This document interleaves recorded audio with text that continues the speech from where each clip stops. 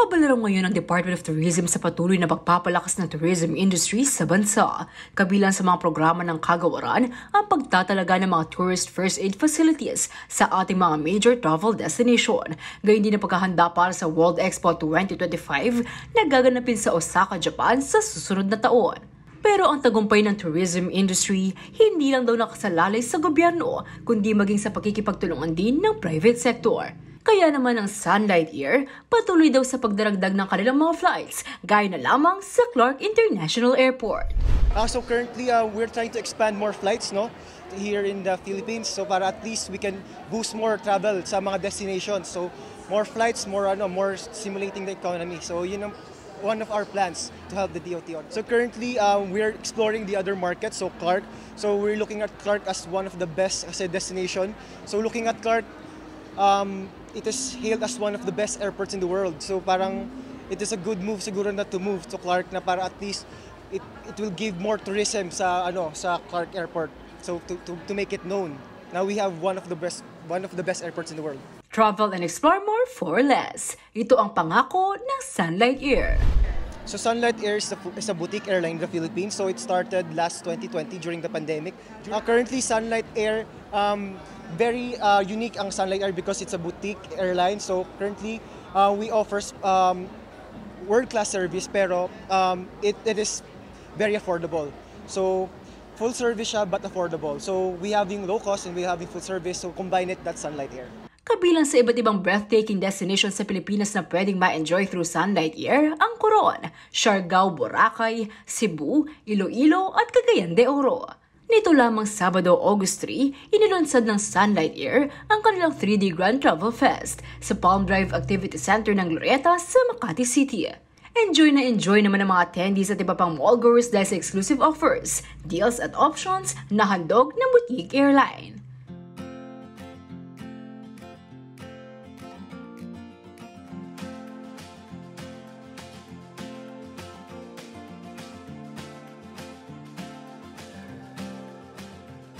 Book your flights now. Bumisita lang sa kanilang website www.sunlightair.ph.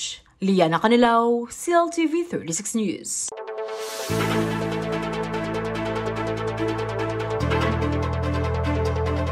Asahang magiging masaya, makabuluhan at puno ng pag-ibig at pagsisilbi ang pagdiriwang ng anibersaryo ng isa sa mga kilalang institusyon sa edukasyon dito sa siyudad ng San Fernando sa susunod na taon. Formal nang sinimulan ng St. Scholastica's Academy San Fernando ang kanilang ika-100 taong pagkakatatag sa isinagawang ceremonial kick-off nitong July 27 sa St. Cecilia's Court sa loob ng nasabing paaralan. Pinangunahan ni Sister Mary Jo Mananzan ang aktibidad kasama ng mga estudyante, guro, magulang, lay partners at iba pang mga bisita. Tema ng centennial anniversary ng Saintsco ay 100 years of love and service. At yun po ang nakikita kong significance noon na all throughout ang nag-urge sa amin na mag-continue ng mission namin is the love of Christ. Sabi nga, Christ urges us. Nandun po yan sa Holy Rule ng Holy Father Benedict namin. Kaya ang significance po nitong 100 years is that all throughout this 100 years, so many people have shown love. Not only the teachers, the administration, the students, the alumni, the community itself. No? So for us, it's such a significant event in our life. Isinapubliko sa okasyon ng Centennial Logo at ang mga nakalinyang mga programa ng aktibidad na magtatagal ng 1 taon. Sa unang pagkataon, ipinarinig din ang Centennial Hymn na komposisyon ni Atty. Bong Roque ng kanyang pamilya. Ito na ang ikatlong awit na isinulat para sa St. Scholastica's Academy ng pamilya. Magkakaroon ng mga tree planting, may mga iba-ibang places yon. Tapos magkakaroon ng mga alumni projects, no? The significant here is the Gawad Husay. That is sa huling-huli na yon. Kasi yun ang ibig sabihin 100 alumni will be given awards for different kinds, no? sa public service, sa social service, etc. May mga nakalinya ring mga lectures kung saan panauhing tagapagsalita rito sina Senator Risa Hontiveros, dating Senador Laila de Lima at si Christian Esguerra na kilalang produkto ng Benedictine education. Dapat po Benedictine in spirit. And of course, prominent people naman din, no? Kasi like si Risa, nakita nyo naman how brave she is in, tackling very, very, what do you call that, actually threatening issues like Kibuloy and Pogo and all that, and how brave she was, diba? At of course, Laila de Lima, my goodness, the weaponizing of the law as exemplified by how they treated her. Di po ba? As si Christian Esguerra, how he says really facts talaga, hindi fake news, di ba? Kaya yun, at saka bedan sila, kaya pinili po namin sila. Samantala, naitanong rin sa pamunuan ng St. Scholastica's Academy San Fernando kung may balak itong mag-alok ng kolehiyo. Tinitingnan nga po namin kung how possible it is to have a college department, and we really are hoping that we can. Kasi, of course, ang daming eskwelahan dito, no? May Angeles, may ganito. So, ang daming competition. So, kailangan magkaroon kami ng feasibility studies, whether it is really worthwhile. But ang gagawin po namin, we will make a trial. We'll first be a satellite campus ng St. Scholastica's College, Manila. Kasi pag satellite na kami, makikita namin kung merong maraming dadating. And after that, then, we will also then apply for College Department of St. Scholastica's San Fernando. Ngayon, hindi na academy yon. It will be St. Scholastica's College San Fernando. Well, we hope that it will still happen in the next 100 years. Natapos naman ang aktibidad sa simbolikong pagpapakawala ng 100 puting kalapati sa harapan ng paaralan. So sa akin, ang pinaka-importante po na dapat maging resulta nitong ating celebration is greater love and greater service. So thank you po sa lahat ng mga nagsusupport sa amin. And we are assuring you of further service and love in the future 100 years. Itinatag ang isa sa primerang institusyon ng siyudad ng San Fernando noong Hunyo 1925 na tinawag na Assumption Academy of Pampanga bago ito naging St. Scholastica's Academy. Ako si Jody Dizon Mercado para sa CLTV 36 News.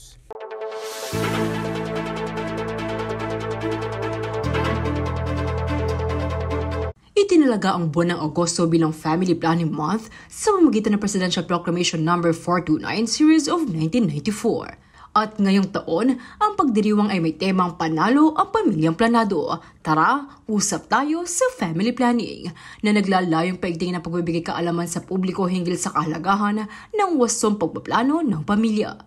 Sa ilalim ng family planning program ng gobyerno, tinutulungan ng mga mag-partner o mag-asawa na magkaroon ng wastong bilang ng anak at wastong agwat ng pagbubuntis. Sa pamamagitan nito ng paggamit ng ligtas, mabisa at dekalidad na modern family planning methods. Isa rin sa mga layunin ng programa ay mapigilan yung mga tinatawag nating unplanned pregnancies o yung hindi planadong pagbubuntis o yung mga high-risk pregnancies o yung mapanganib na pagbubuntis na maaaring maging dahilan ng pagkamatay ng ina at sanggol. Ayon sa Department of Health o DOH Region 3, kasama sa mga high-risk pregnancy ang mga kababaihan na nasa edad 18 gulang pababa, gayon din ang mga nasa 35 years old pataas. Kabilang din dito ang mga kababaihan na may malalang sakit o karamdaman, mayroong mababa sa 3 taon ng agwat ng pagbubuntis, gayon din ang mga nabuntis na ng maraming beses. Kaugnay ito, hinihikayat ng ahensya ang publiko na magkaroon ng wastong plano sa pagbuo ng pamilya at tangkilikin ng mga pamamaraan para sa family planning dahil sa mga benepisyong may tudulot nito. Para sa ina, pagbalik ng lakas at pagbuti ng kalusugan, sapat na panahon para sa pamilya at maayos na pag-aalaga at pagpapalaki ng mga anak. Para naman sa ama, ginhawa sa kabuhayan. Gayon din ang sapat na panahon para sa pamilya, pagkakataong makapag-ipon at mas magaan na responsibilidad. At para sa anak, mas mabuting pag-aalaga, pagkakataon sa sapat na edukasyon at iba pang pangangailangan. Kapag planado ang pamilya ay panalo, no? Sabi nga natin, ginhawa sa kabuhayan bukod sa pagiging health intervention no, ng family planning, no? Ito din ay naglalayo ng mapaunlad din yung antas, no, o yung kalidad ng buhay ng bawat pamilyang Pilipino. At ganoon nga, magkakaroon din ng sapat na panahon para sa isa't isa at matutugunan sa pangangailangan, no? Yung pangangailangan ng kanilang pamilya, ng kanilang anak, ano po, no? Especially pagdating sa edukasyon, sa kalusugan at iba pang pangunahing pangangailangan. Kabilang sa mga modernong pamamaraan ng pagpaplano ng pamilya ay ang paggamit ng implant, IUD, injectable pills, ligation at ibang fertility awareness method para sa mga kababaihan, habang maaari namang gumamit ng kondom at sumailalim sa vasectomy ang mga kalalakihan. Samantala, ayon sa datos ng DOH Region 3 ngayong 2024, nasa 3,318,815 ang women of reproductive age o nasa 15 to 49 years old. Sa bilang na ito, 56% o mahigit 1.8 million ang walang demand para sa family planning o mga kababaihan na hindi pa sexually active o mga babaeng hindi posibleng magbuntis. Habang nasa 44% o mahigit 1.4 million naman ang mga may pangangailangan pagdating sa family planning. So base sa datos mula sa ating regional FHSIS, no, 69% na, no, 69% mula doon sa may demand for family planning, no, 69% na dito ay ang kasalukuyan ng gumagamit ng modern family planning methods. Ano po, no, ang ating target or benchmark po, no, for this indicator, the demand satisfied with modern family planning methods for this year ay 61.9%.